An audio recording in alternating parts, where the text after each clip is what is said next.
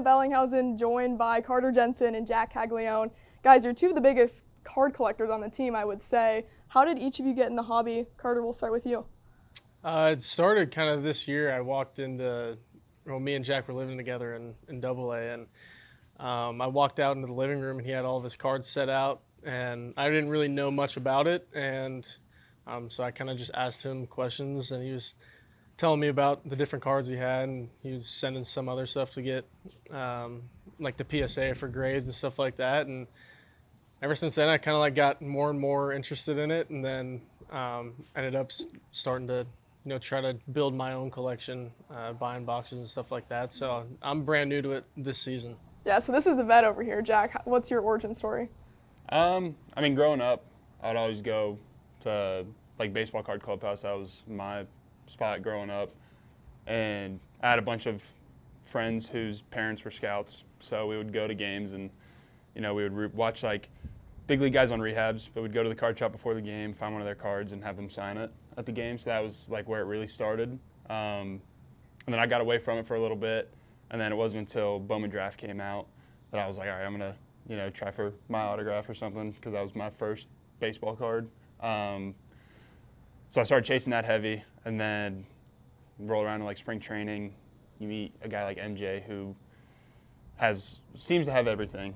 So I started venturing out into football and basketball, and it's just kind of grown from there. And now I got a pretty good collection now. Okay, so did you get your one of one this Friday? Did that happen? No, I had the dates mixed up. He's coming tomorrow. He's coming tomorrow. Yes. Okay, so what is that gonna feel like, getting your own one of one? I think it's gonna be pretty cool. It'll be my grail personally, just because I've never had that low of a numbered card of myself. So I'm super excited to get my hands on it and meet the people who pulled it. So give them some stuff too, and I think it'll be a good experience. I mean, just growing up being a fan of baseball, what is it like seeing yourself on baseball cards now, collecting them, and just having this camaraderie with all these guys in the clubhouse? I think it's cool. I mean, being able to see each other, guys that you know really well, and even yourself on a baseball card. I mean, it's kind of one of those perks that comes with professional baseball, one of those dreams that you have, and it's reality, and it's fun to try to chase your own cards and stuff like that too. So I've had a blast with it. I think I'm going to be doing it for a long time now. Yeah, what is it like signing your name on all those white tabs to go on the autograph things? What are you doing to pass the time? I saw some fun ones with Bobby Wood Jr. and you. Yeah. No, usually, just have some music going. When you have the sticker sheets, once you get into a groove, you can knock those out pretty quick. But yeah, definitely some hand cramps along the way, and a lot of intermittent breaks. But no, it's fun. I like seeing the videos of people hitting my autographs, and it's cool to be able to come here every day, and you got kids asking for it. So I don't know, it's special. It's something that I enjoyed doing when I was little, so I know exactly how they feel. So I'm just trying to make sure that they have fun. Mm-hmm. How did you come up with the little writing messages to each other between you and Bobby?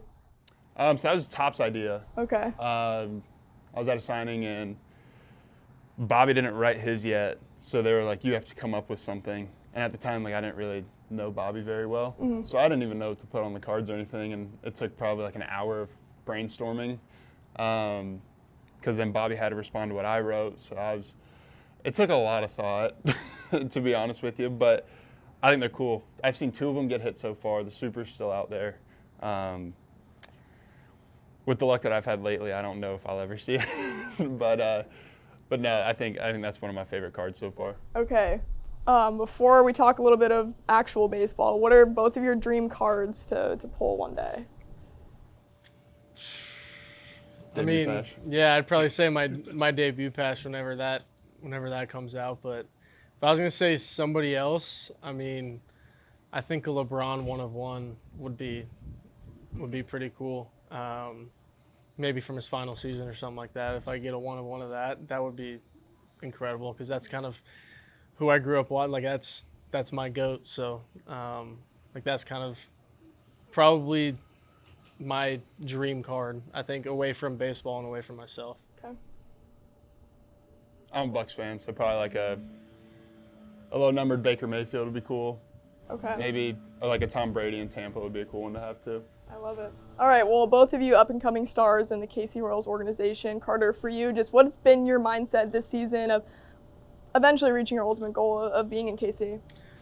Yeah, I mean, I think early on I kind of caught myself thinking about, like, what do I need to do to get to the big leagues? What do I need to do and all that stuff. And I think more recently I've shifted to just, taking care of my business day by day here, going one day at a time, trusting my abilities, going out and just having fun while playing. Because I think when you get the mindset of, what do I need to do to get to the next step, like, no matter if I go 4 for 4 or 0 for 4, like, it's not really going to change much. It's all about my own development and stuff like that. So just going out and having fun and, knowing that eventually I'll reach my goal and, not rushing the timing. It's coming and it's going to be probably at a time where I least expect it. So just enjoying the ride and, having fun with it along the way.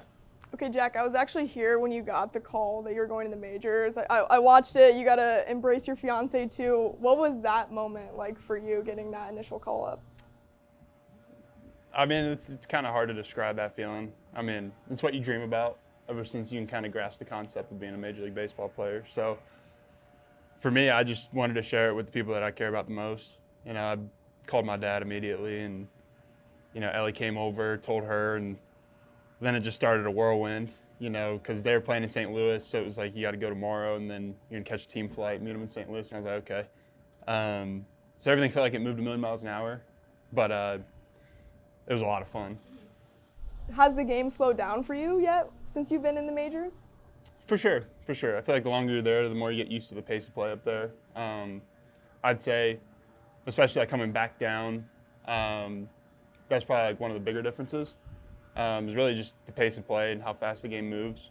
But I'd say like the more you're up there, the more you get used to it. Yeah. How much have you learned just about yourself in your short time so far in Kansas City and obviously coming back down for rehab?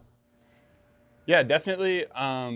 Taking this time, the hamstring feels normal. So really just focusing more on the mental side of things, getting a little reset in, and just fine-tuning some things. So whenever the time comes to go back up there, it's going to be a lot better. Yeah.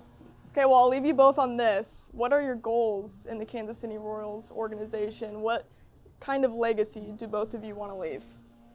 I mean, for me, growing up watching the 2014-2015 run, that's my biggest goal. Like, I want to get to the World Series, not only get there, but win it. And I'm not set on just one, like winning one. I'm kind of I kind of tag myself as a little bit of an overachiever, so I want as many as possible. But I think just being able to be in that situation to, with the team that we have, the young core that the Royals have, guys coming up, guys that are already there, I think it's going to be special. And, that's what I'm chasing. I'm chasing the feeling that I had when I was a fan in the stands for the World Series games and, being on the field for it this time. Yeah, I mean, Carter kind of said what I was going to say too. Just seeing the way like the people of Kansas City kind of embrace the Royals. Like being from Tampa, you don't really see many people walking around in like Rays jerseys or Bucks jerseys, but every day you're seeing people wearing Kansas City gear, whether it's Chiefs or Royals. So the pride that they have over there just makes me want to bring a championship back even more. And to see like the photos of 2015, like at the train station, or what's it called? Yeah, the parade, the Union Station. Yeah, Union Station. Yeah, I want to be there, and I want to bring that back. I love it. Well, I know Kansas City is excited for both of you. Thanks, guys, for your time, and enjoy collecting. Thank you. Awesome. Thank you.